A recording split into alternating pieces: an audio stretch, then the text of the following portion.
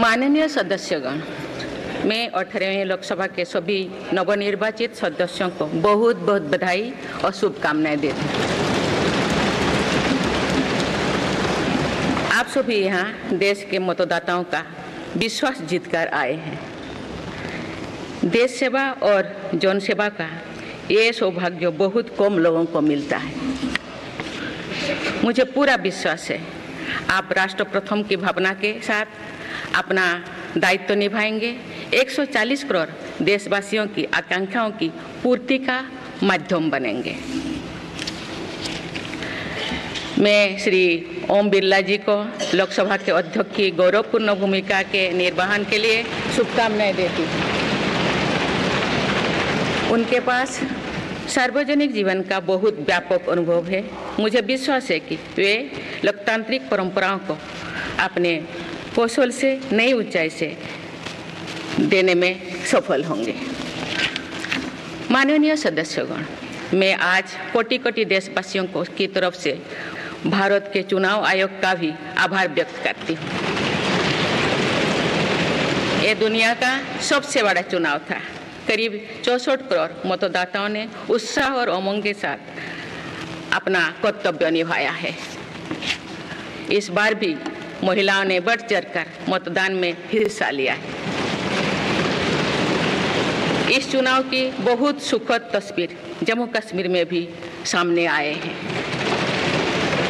कश्मीर घाटी में वोटिंग के अनेक दशकों के रिकॉर्ड टूटे हैं। बीते 4 दशकों में कश्मीर में हमने बंद और हड़ताल के बीच कम मतदान का दौर ही देखा था। भारत के दुश्मन इसको वैश्विक मंचों पर जम्मू कश्मीर की राय के रूप में दुष्प्रचारित करते रहे, लेकिन इस बार कश्मीर घाटी ने देश और दुनिया में ऐसे हार ताकत को करारा जवाब दिया है। पहली बार इस लोकसभा चुनाव में घर पर जाकर भी मतदान कराया गया है।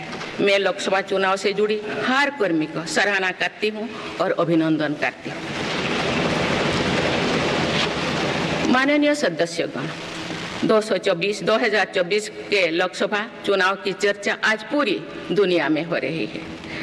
दुनिया देख रही है कि भारत के लोगों में लगातार तीसरी बार स्थिर और स्पष्ट बहुमत की सरकार बनाई है।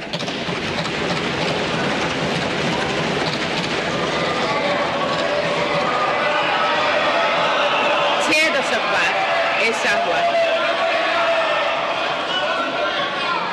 दशक बाद ऐसा हुआ है। ऐसा समय में जो भारत के लोगों की आकांक्षाएं सर्वोच्च स्तर पर है, लोगों ने मेरी सरकार पर लगातार तीसरी बार भरोसा जताया है।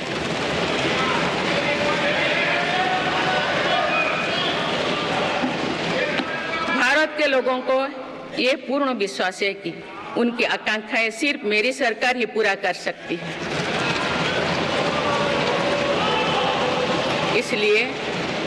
इसलिए 2024 का ये चुनाव नीति, नियत, निष्ठा और निर्णयों पर विश्वास का चुनाव रहा है। मजबूत और निर्णायक सरकार में विश्वास, सुशासन, स्थिरता और निरंतरता में विश्वास, ईमानदारी और कड़ी मेहनत में विश्वास, सुरक्षा और समृद्धि में विश्वास, सरकार की गारंटी और डिलीवरी पर विश्वास, विकसित भारत के संकल्प में विश्वास। मेरी सरकार ने 10 वर्षों से सेवा और सुशासन का जो मिशन जनाया है, ये उस पर मुहर है। ये जनादेश है कि भारत की विकसित बनाने का काम बिना रुके चलता रहे और भारत अपने लक्ष्यों की प्राप्ति करते रहे। माननीय सदस्यगण, 18वीं लोकसभा कई मायनों में एक ऐतिहासिक लोकसभा है। ये लोकसभा अमृतकाल के शुरुआती वर्षों में गठित हुई है। ये लोकसभा देश के संविधान को अपनाने के 75वें वर्षों की भी साक्षी बनेगी। मुझे विश्वास है कि इस लोकसभा में जन कल्याण के फसलों का नवीन अध्याय लिखा जाएगा। आगामी सत्र में मेरी सरकार अपने इस कार्यकाल का पहला बजट पेश करने जा रही है। ये बजट सरकार की दूरगामी नीतियों और फ्यूचरिस्टिक विजन का एक प्रभावी दस्तावेज होगा। इस बजट में बड़े आर्थिक और सामाजिक निर्णयों के साथ ही अनेक ऐतिहासिक कदम भी देखने को मिलेंगे। भारत के तेज विकास की जन आकांक्षाओं का पूरा करने के लिए रिफॉर्म्स की गति अब और तेज की जाएगी। मेरी सरकार का मत है कि दुनिया भर में निवेशकों को आकर्षित करने के लिए राज्यों में स्वस्थ स्पर्धा हो। यही कॉम्पिटिटिव कोऑपरेटिव फेडरलिज्म की सच्ची स्पिरिट है। राज्यों के विकास से देश का विकास, इसी भावना के साथ हम आगे बढ़ते रहेंगे। माननीय सदस्यगण, रिफॉर्म, परफॉर्म और ट्रांसफॉर्म के संकल्प ने आज भारत को दुनिया की सबसे तेजी से बढ़ने वाली अर्थव्यवस्था बना दिया है। 10 साल में भारत 11वें नंबर की अर्थव्यवस्था से ऊपर उठकर 5वें नंबर पर पहुंचा है। साल 2021 से लेकर साल 2024 के बीच भारत में औसतन 8% की रफ्तार से विकास किया है और ये ग्रोथ सामान्य समय में नहीं हुई है। बीती वर्षों में हमने 100 साल की सबसे बड़ी आपात देखी। वैश्विक महामारी के कालखंड और विश्व के अलग अलग कोने में चल रही संघर्षों के बावजूद भारत ने ये विकास दर हासिल की है। ये बीते 10 साल के रिफॉर्म्स और राष्ट्रहित में के लिए किए गए फैसला के कारण संभव है। आज भारत अकेले ही दुनिया की ग्रोथ में 15% का योगदान दे रही है। अब मेरी सरकार भारत को विश्व की तीसरे नंबर की इकोनॉमी बनाने में जुटी हुई है। इस लक्ष्य की प्राप्ति विकसित भारत की नींव को भी मजबूत करने में काम करेगी। माननीय सदस्यगण, मेरी सरकार अर्थव्यवस्था के तीनों स्तंभों मैन्युफैक्चरिंग, सर्विसेज और एग्रीकल्चर को बराबर महत्व दे रही है। PLI स्कीम्स और ईज ऑफ डूइंग बिजनेस से बड़े पैमाने पर निवेश और रोजगार के अवसर बढ़ रही है। पारंपरिक सेक्टर्स के साथ साथ सनराइज सेक्टर्स को भी मिशन मोड पर बढ़ावा दिया जा रहा है। चाहे सेमीकंडक्टर हो या सोलर हो, चाहे इलेक्ट्रिक व्हीकल हो या इलेक्ट्रॉनिक्स गुड्स हो, चाहे ग्रीन हाइड्रोजन हो या बैटरीज हो, चाहे एयरक्राफ्ट कैरियर्स हो या फाइटर जेट्स हो, भारत इन टस्क में अपना विस्तार कर रहा है। लॉजिस्टिक्स कॉस्ट को कम करने के लिए भी मेरी सरकार लगातार प्रयास कर रही है। सरकार सर्विस सेक्टर को भी मजबूत करने में जुटे हैं। आज IT से लेकर टूरिज्म तक, हेल्थ से लेकर वेलनेस तक हर सेक्टर में भारत लीडर बन रहा है और इससे बड़ी संख्या में रोजगार और स्वरोजगार के नए मौके बन रहे हैं। माननीय सदस्यगण, पिछले 10 वर्षों में मेरी सरकार द्वारा ग्रामीण अर्थव्यवस्था के हर पहलू पर बहुत जोर दिया गया है। गांव में कृषि आधारित उद्योगों, डेयरी और फिशरीज आधारित उद्योगों का विस्तार किया जा रहा है। इसमें भी सहकारिता को प्राथमिकता दी गई है। सरकार किसानों उत्पाद संघ, FPO और FACTS जैसे सरकारी संगठनों का एक बड़ा नेटवर्क बना रही है।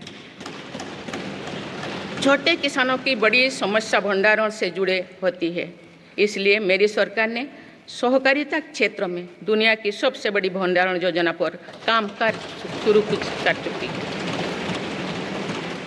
किसान अपने छोटे खर्चे पूरे करने के लिए इसके लिए PM किसान सम्मान निधि के तहत उन्हें 3,20,000 करोड़ रुपये से ज़्यादा राशि दे सकते हैं।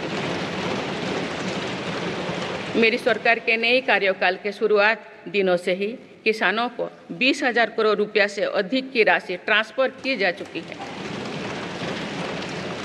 सरकार ने खरीफ फसलों के लिए एमएसपी में भी रिकॉर्ड वृद्धि की है। माननीय सदस्यगण, आज का भारत अपनी वर्तमान जरूरतों को ध्यान में रखते हुए अपनी कृषि व्यवस्था में बदलाव कर रहा है।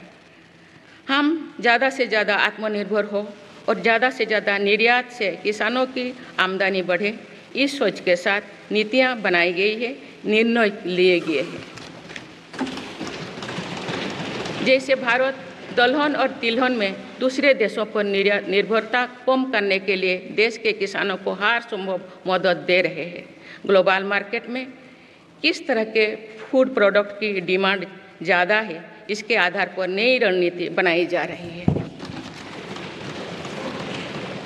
आजकल ऑर्गेनिक उत्पादों को लेकर दुनिया में डिमांड तेजी से बढ़ रही है। भारत के किसानों के पास इस डिमांड को पूरा करने के पूरा भरपूर क्षमता है। इसलिए सरकार प्राकृतिक खेती और इससे जुड़ी उत्पादों की सप्लाई चेन को सशक्त कर रही है। ऐसे प्रयासों से किसानों का खेती पर होने वाला खर्च भी कम होगा और उनकी आय भी और बढ़ेगी। माननीय सदस्यगण, आज का भारत दुनिया की चुनौतियां बढ़ाने के लिए नहीं बल्कि दुनिया को समाधान देने के लिए माना जाता है। विश्व बंधु के तौर पर भारत ने अनेक वैश्विक समस्याओं के समाधान को लेकर पहल की है। जलवायु परिवर्तन से लेकर खाद्य सुरक्षा तक, पोषण से लेकर सस्टेनेबल एग्रीकल्चर तक हम अनेक समाधान दे रही है। हमारे मोटे अनाज श्री अन्न की पहुंच सुपर फूड के तौर पर दुनिया के कोने कोने में हो, इसके लिए भी अभियान चल रहा है। भारत की पहल पर पूरी दुनिया ने वर्ष 2023 में इंटरनेशनल मिलेट्स ईयर मनाया है। आपने देखा है, हाल ही में पूरी दुनिया ने अंतर्राष्ट्रीय योग दिवस भी मनाया है। भारत की इस महान परंपरा की प्रतिष्ठा विश्व में लगातार बढ़ रही है। योग और आयुष को बढ़ावा देकर भारत एक स्वस्थ विश्व के निर्माण में मदद कर रही है। मेरी सरकार ने रिन्यूएबल एनर्जी की क्षमता भी कई गुना बढ़ाई है।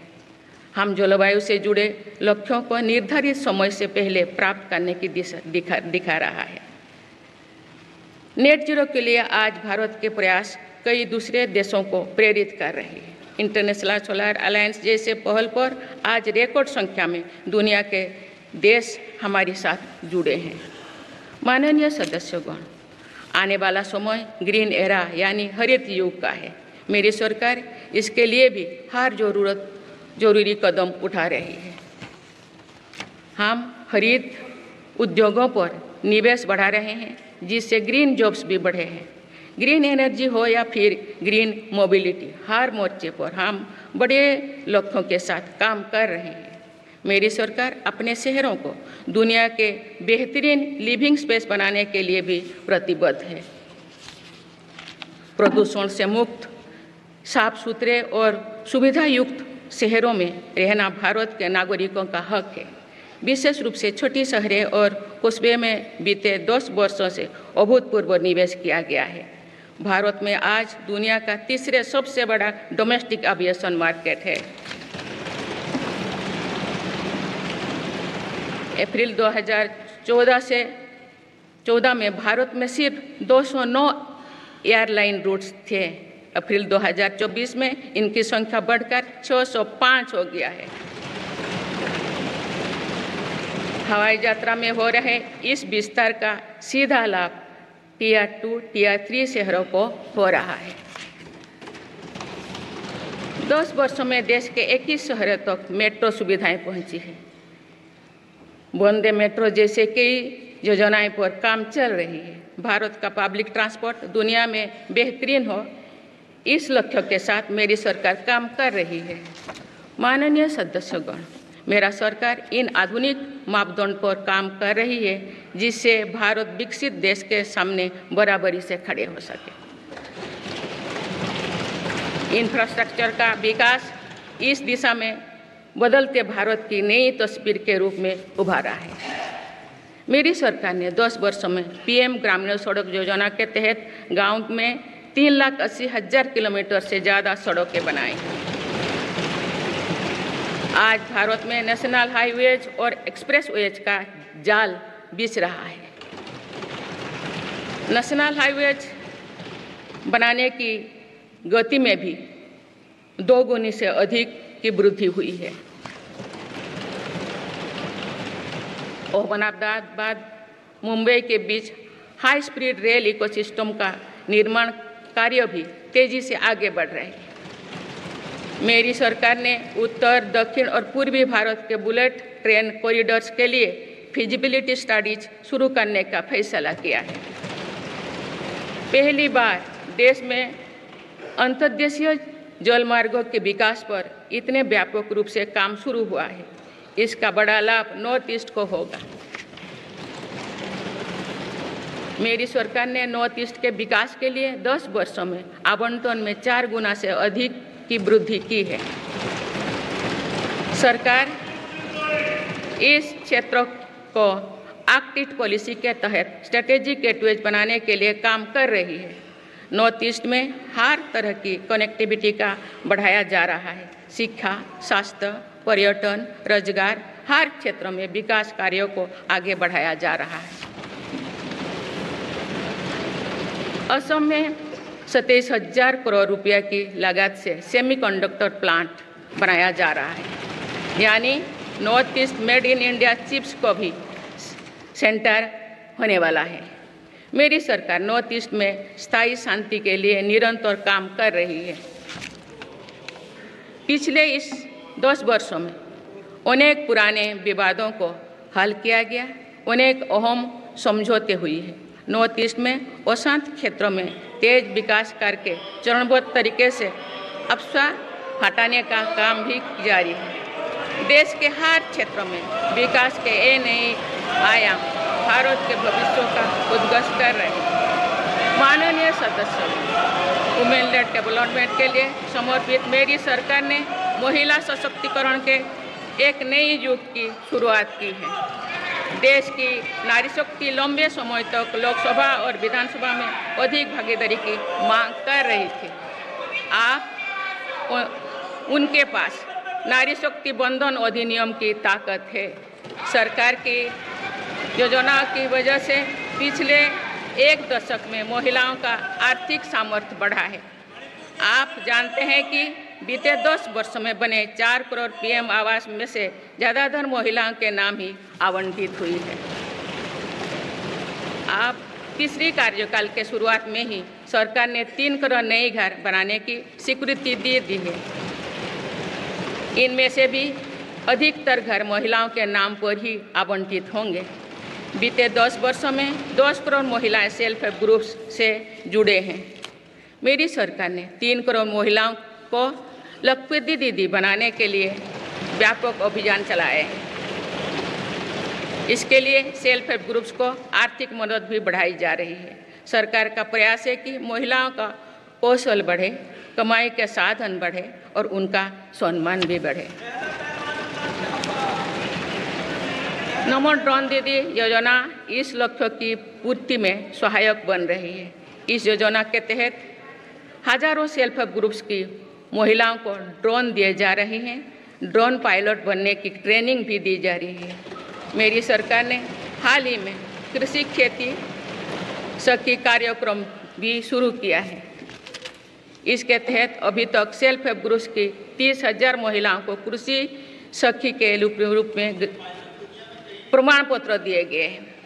कृषि सखियों को आधुनिक खेती की तकनीक में प्रशिक्षण किया जा रहा है ताकि वे कृषि को और आधुनिक बनाने में किसानों की मदद कर सकें।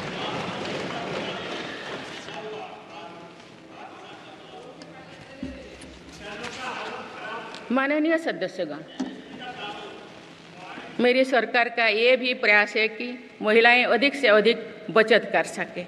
बैंक खातों में जमा राशि पर बेटियों को ज़्यादा ब्याज देने वाला सुकन्या समृद्धि योजना की लोकप्रियता से हम परिचित हैं।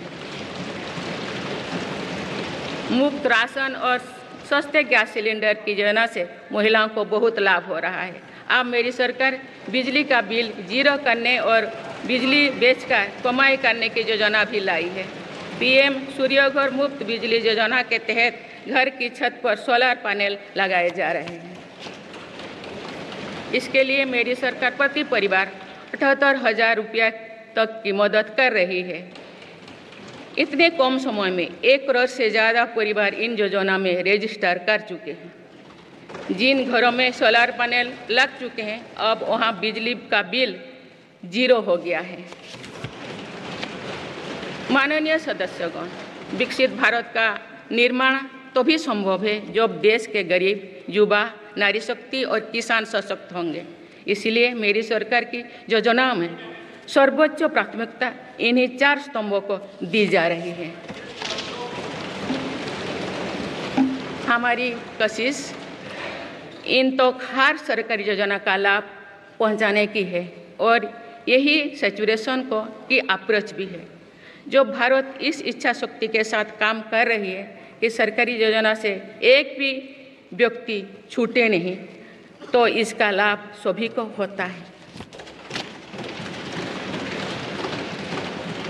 सरकार की योजनाओं एवं सैचुरेशन अप्रोच के कारण ही 10 वर्षों में 25 करोड़ भारतीय गरीबी से बाहर निकले हैं। इसमें अनुसूचित जाति, अनुसूचित जनजाति, पिछले वर्ग, हर समाज, हर क्षेत्र के परिवार है। 10 वर्षों में लास्ट माइल डिलीवरी पर फोकस ने इन वर्गों का जीवन बदल दिया है। विशेषकर आदिवासी समाज में ये बदलाव और भी स्पष्ट नजर आ रहा है। 24,000 करोड़ रुपया से अधिक की पीएम जनमन जैसी योजना आज अति पिछड़े जनजातीय समूह के उत्थान का माध्यम बन रही है। सरकार पीएम सूरज पटल के माध्यम से वंचित वर्गों तक आजीविका के अवसरों को पहुंचाने के लिए सुलभ ऋण भी उपलब्ध करा रही है। मेरी सरकार दिव्यांग भाइयों और बहनों के लिए किफायती और स्वदेशी सहायक उपकरण विकसित कर रही है। देश भर में प्रधानमंत्री दिव्याशा केंद्रों का भी विस्तार किया जा रहा है। वंचितों की सेवा का ये संकल्प ही सच्चा सामाजिक न्याय है।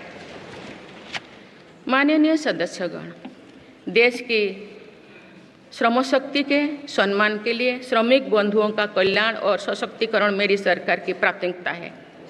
मेरी सरकार श्रमिकों के लिए सामाजिक सुरक्षा योजनाओं को एकीकृत कर रही है। डिजिटल इंडिया तथा डाकघरों के नेटवर्क का उपयोग करके दुर्घटना और जीवन बीमा के कवरेज को बढ़ाने का काम हो रहा है। पीएम स्वनिधि का विस्तार किया जाएगा और ग्रामीणों और सेमी अर्बन क्षेत्रों के रेहड़ी पटरी वाले भाइयों बहनों को भी इसके दायरे में लाया जाएगा।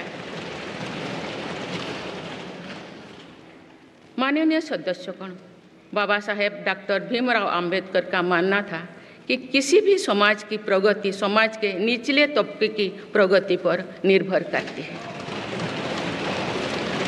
पिछले 10 वर्षों में राष्ट्र की उपलब्धियों और विकास का आधार गरीब का सशक्तिकरण रहा है। मेरी सरकार ने पहली बार गरीब को ये एहसास करवाया कि सरकार उनकी सेवा में है। कोरोना के कठिन समय में सरकार ने 80 करोड़ लोगों को मुफ्त राशन देने के लिए पीएम गरीब कल्याण अन्न योजना शुरू की। इस योजना का लाभ उन परिवारों को भी मिल रहा है जो गरीबी से बाहर निकले हैं, ताकि उनके कदम वापस पीछे ना जाए।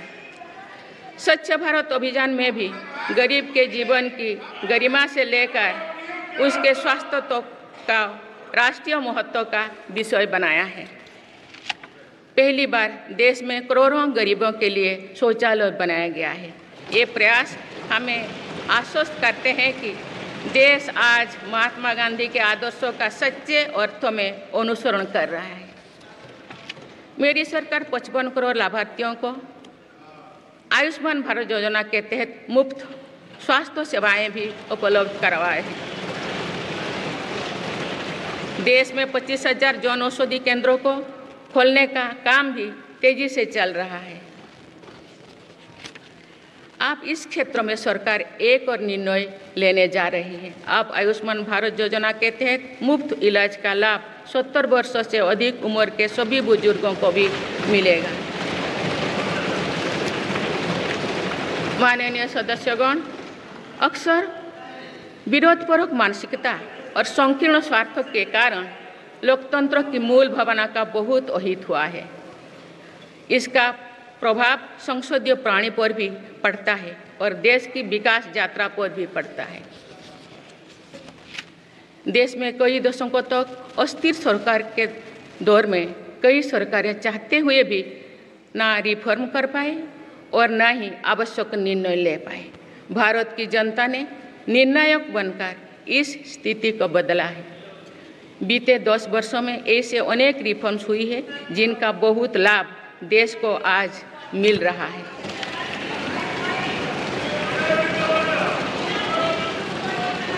जब ये रिफॉर्म्स किए जा रहे थे तो भी इनका विरोध किया गया था।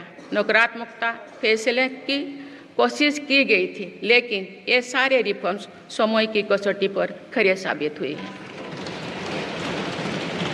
2 साल पहले भारत के बैंकिंग सेक्टर को डूबने से बचाने के लिए सरकार ने बैंकिंग रिफॉर्म्स किए, IBC जैसी कानून बनाए।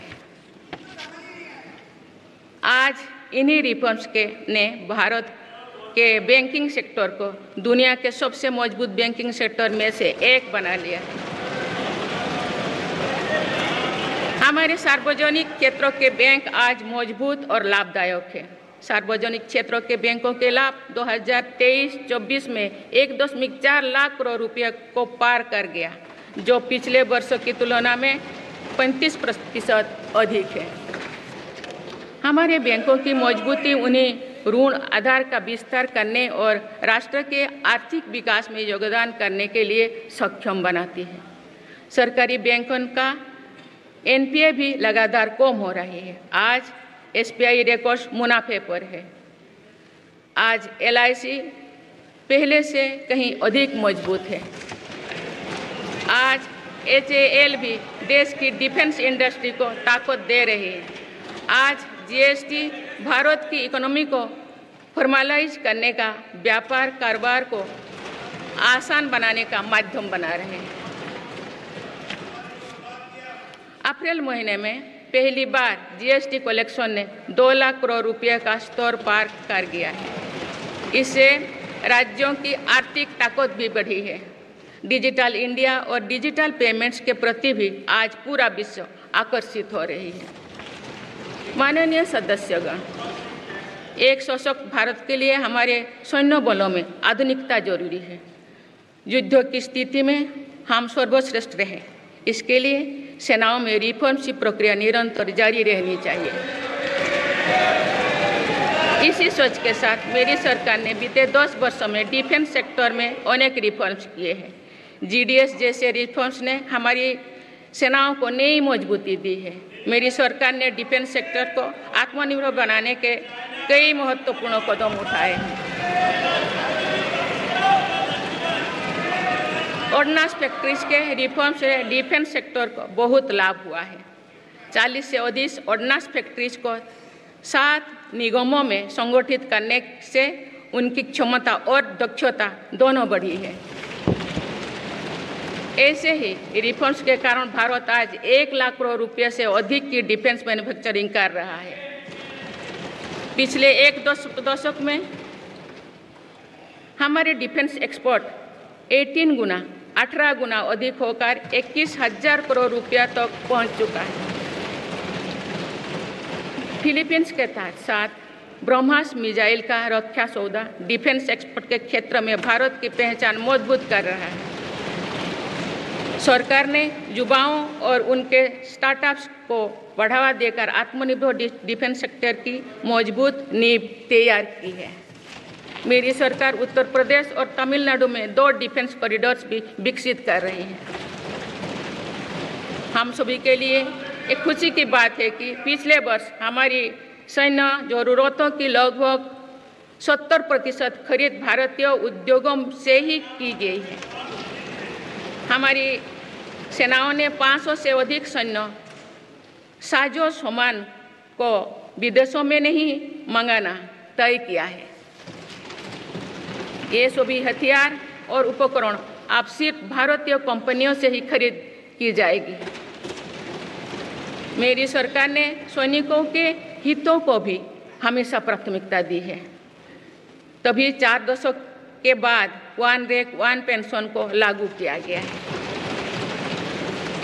इसके तहत अब तक 1,20,000 करोड़ रुपया दिए जा चुके हैं। शहीद सैनिकों के सम्मान के लिए सरकार ने कर्तव्य पथ के एक छोर पर नेशनल वॉर मेमोरियल की स्थापना भी की है।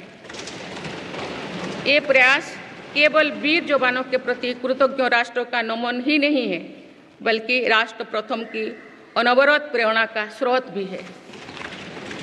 माननीय सदस्यगण, मेरी सरकार देश के हर युवा को बड़े सपने देखने और उन्हें साकार करने के लिए जरूरी माहौल बनाने में जुटी है। बीते 10 वर्षों में ऐसे हर अवरोध को हटाया गया है जिसके कारण युवाओं को परेशानी थी।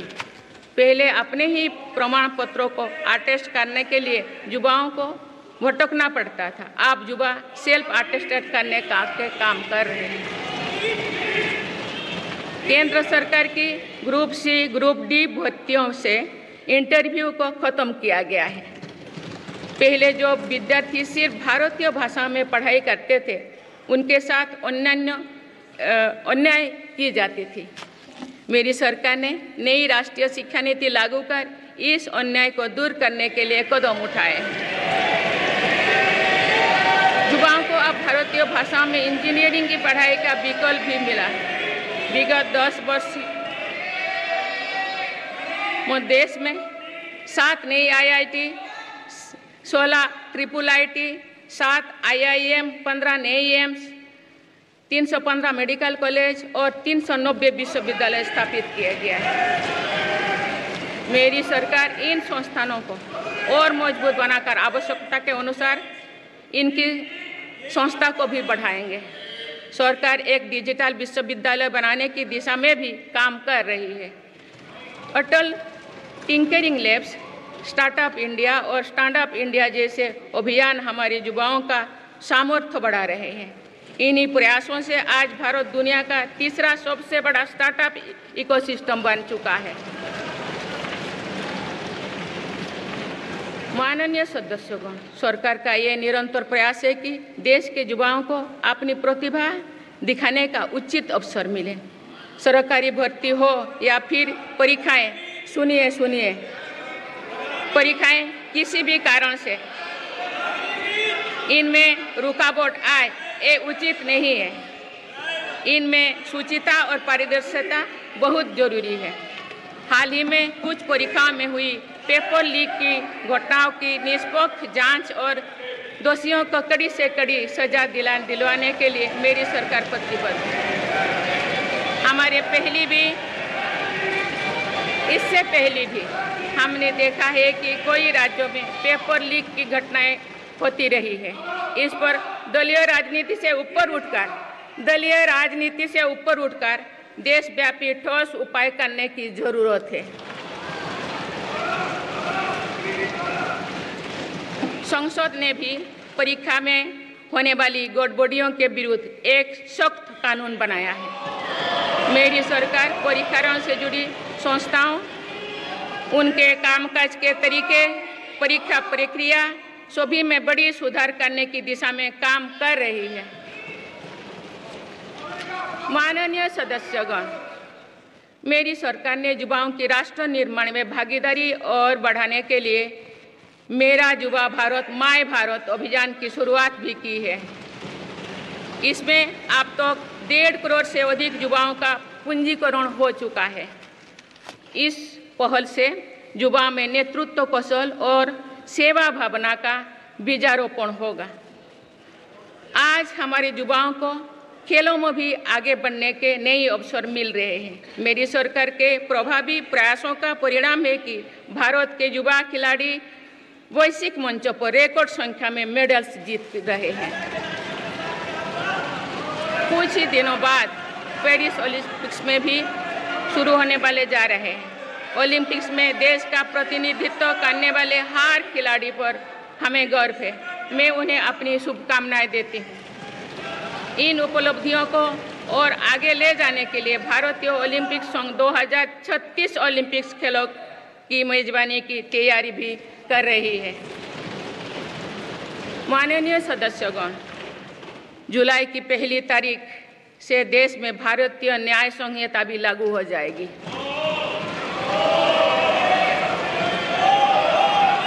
अंग्रेजी राज में गुलामों को दौड़ देने की मानसिकता थी। दुर्भाग्य से आज़ादी के अनेक दशकों तक गुलामी के दौर की यही दंड व्यवस्था चलती रही। इसे बदलने की चर्चा अनेक दशकों से की जा रही थी, लेकिन ये साहस भी मेरी सरकार ने ही करके दिखाए हैं। अब दंड के जगह न्याय को प्राथमिकता होगी, जो हमारे संविधान की भी भावना है। इन नई कानूनों से न्याय प्रक्रिया में तेजी आएगी। आज जो देश अलग अलग क्षेत्रों में गुलामी की मानसिकता से मुक्त पा रहे हैं, तो ये उस दिशा में बहुत बड़ा कदम है और ये हमारे स्वतंत्रता सेनानियों की सच्ची श्रद्धांजलि भी है।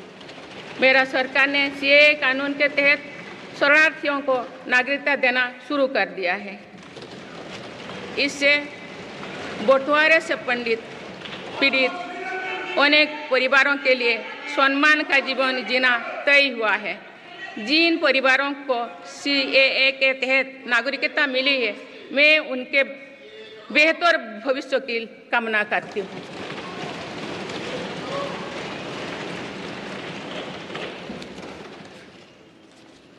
माननीय सदस्यगण, मेरी सरकार भविष्य निर्माण के प्रयासों के साथ ही भारतीय संस्कृति के वैभव और विरासत को फिर से स्थापित कर रही है।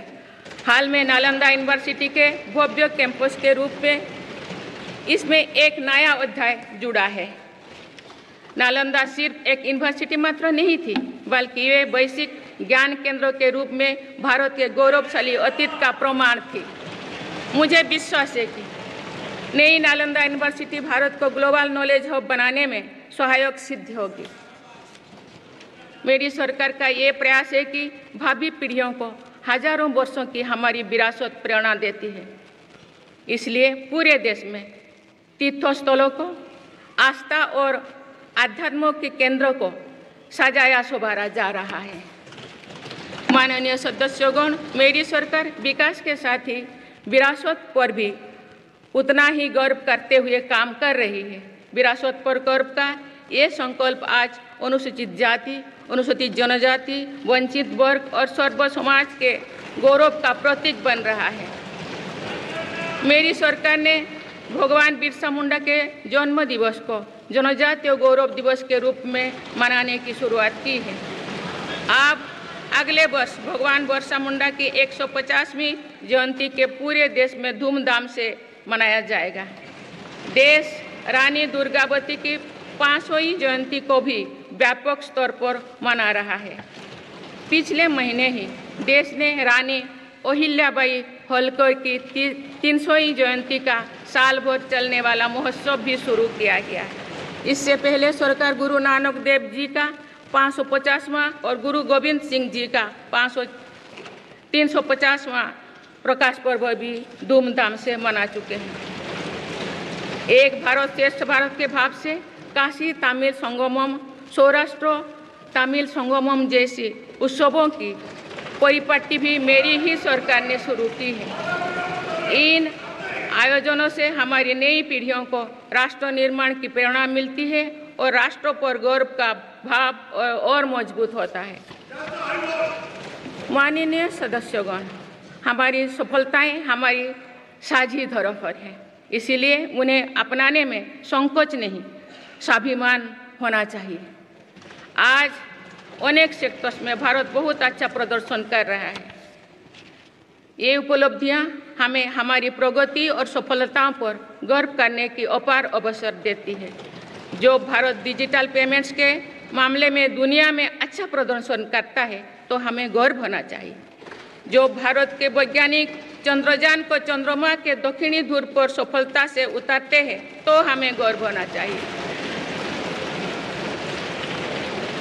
जो भारत दुनिया की सबसे तेज बढ़ती इकोनॉमी बनता है तो हमें गर्व होना चाहिए। जो भारत इतना बड़ा चुनाव अभियान बिना बड़ी हिंसा और अराजकता से पूरा कराए तो भी हमें गर्व होना चाहिए। आज पूरा विश्व हमें मदर ऑफ डेमोक्रेसी के रूप में सम्मान देता है। भारत के लोगों ने हमेशा लोकतंत्र के प्रति अपना पूर्ण विश्वास प्रकट किया है। चुनाव से जुड़ी संस्थाओं पर पूरा भरोसा जताया है। स्वस्थ लोकतंत्र को बनाए रखने के लिए हमें इस विश्वास को सहेज कर रखना है, इसकी रक्षा भी करना है। हमें याद रखना होगा, लोकतांत्रिक संस्थाओं और चुनावी प्रक्रिया पर लोगों के विश्वास को चोट पहुंचाना उसी डाल को काटना जैसे जिस पर हम सब बैठे हैं। हमारे लोकतंत्रों की विश्वसनीयता को ठेस पहुंचाने की हर कोशिश की सामूहिक आलोचना होना चाहिए। हम सभी को वो दौर याद है जो बैलेट पेपर छीन लिया जाता था, लूट लिया जाता था। मतदान प्रक्रिया को सुरक्षित बनाने के लिए ईवीएम को अपनाने का फैसला किया गया था। पिछले कई दशकों में ईवीएम में सुप्रीम कोर्ट से लेकर जनता की अदालत तो हर कसौटी को पार किया है। माननीय सदस्यगण, मैं आप सभी सदस्यों से अपनी कुछ और चिंताएं भी साझा करना चाहती हूँ। मैं चाहूँगी कि आप सभी इन विषयों पर चिंतन मनन करके इन विषयों पर ठोस और सकारात्मक परिणाम देश को दें। आज की संचार क्रांति के युग है में विघटनकारी ताकतें लोकतंत्र को कमजोर करने और समाज में दरार डालने की साजिश रच रहे हैं। ये ताकतें देश के भीतर भी है और देश के बाहर भी संचालित हो रहे हैं। इसके द्वारा अफवाह फैलाने का, जनता को भ्रम में डालने का, मिस इन्फॉर्मेशन का सहारा लिया जा रहा है। इस स्थिति को ऐसे ही बेरोक टोक नहीं चलने दिया जा सकता है। आज के समय में टेक्नोलॉजी हर दिन और उन्नत हो रही है। ऐसे में मानवता के विरुद्ध इनका गलत उपयोग बहुत घातक है। भारत ने विश्व मंच पर भी इन चिंताओं को प्रकट किया है और एक ग्लोबल फ्रेमवर्क की वकालत की है। हम सभी का दायित्व है कि इन प्रवृत्ति को रोकें, इस चुनौती से निपटने के लिए नए रास्ते खोजें। माननीय सदस्यगण, 21वीं सदी के इस तीसरे दशक में आज ग्लोबल ऑर्डर एक नया शक्ल ले रहा है। मेरी सरकार के प्रयासों से आज भारत विश्व बंधु के रूप में दुनिया को नया भरोसा दे रही है। मानव केंद्रित अप्रोच रखने की वजह से भारत आज किसी भी संकट के समय फास्ट रेस्पॉन्डर और ग्लोबल साउथ की बुलंद आवाज़ बना है। कोरोना का महासंकट हो, भूकंप जैसी कोई त्रासदी हो या फिर युद्धों की स्थितियाँ, भारत मानवता को बचाने में आगे रहा है। भारत को देखने का विश्व का नज़रिया कैसे बदला है, ये इटाली में हुई G7 समिट में भी हम सभी ने अनुभव किया है। भारत ने अपनी G20 अध्यक्षता के दौरान भी विश्व को अनेक मुद्दों पर एकजुट किया है। भारत की अध्यक्षता के दौरान ही अफ्रीकन यूनियन को G20 का स्थायी सदस्य बनाया गया है। इससे अफ्रीका महाद्वीप के साथ साथ पूरे ग्लोबल साउथ का भरोसा मजबूत हुआ है। नेबरहुड फास्ट पॉलिसी में चलते हुए भारत ने पड़ोसी देशों के साथ अपने रिश्तों को मजबूत किया है। 7 पड़ोसी देशों के नेताओं का 9 जून को केंद्रीय मंत्रिपरिषद के शपथ ग्रहण समारोह में भाग लेना मेरी सरकार की इस प्राथमिकता दर्शाते हैं। भारत सबका साथ सबका विकास की भावना के साथ इंडो पैसिफिक क्षेत्रों के देश के साथ भी सहयोग बढ़ा रही है। पूर्वी एशिया हो या फिर मिडिल ईस्ट और यूरोप, मेरी सरकार कनेक्टिविटी पर बहुल बल दे रही है। भारत के विजन ने ही India Middle East Europe economic corridor को आकार देना शुरू किया है। ये कॉरिडोर 21वीं सदी के सबसे बड़ी गेम चेंजर में एक सिद्ध होगा। माननीय सदस्यगण, आने वाला कुछ महीने में भारत एक गणतंत्र के रूप में 75वें वर्ष पूरी करने जा रहे हैं। भारत का संविधान बीते दशकों में हर कसौटी पर खरा उतरा है। जब संविधान बन रहा था तो भी दुनिया में ऐसे ताकतें थे जो भारत के असफल होने की कामना कर रही थी। देश में संविधान लागू होने के बाद भी संविधान पर अनेक बार हमले हुए हैं। आज 27 जून है। 25 जून 1975 को लागू हुआ आपातकाल संविधान पर सीधे हमले का सबसे बड़ा और काला अध्याय था।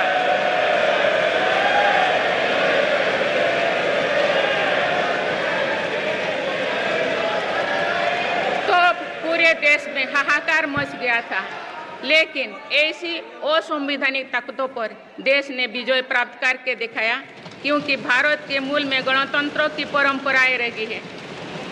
मेरी सरकार भी भारत के संविधान को सिर्फ राजकाज का माध्यम भर नहीं मानती, बल्कि हमारा संविधान जन चेतना का हिस्सा हो, इसके लिए हम प्रयास कर रहे हैं। इसी ध्येय के साथ मेरी सरकार ने 26 नवंबर को संविधान दिवस के रूप में मानना शुरू किया है। आप भारत के उस भूभाग हमारे जम्मू कश्मीर में भी संविधान पूरी तरह लागू हो गया है, जहां आर्टिकल 370 की वजह से स्थितियां कुछ और थी। माननीय सदस्यगण,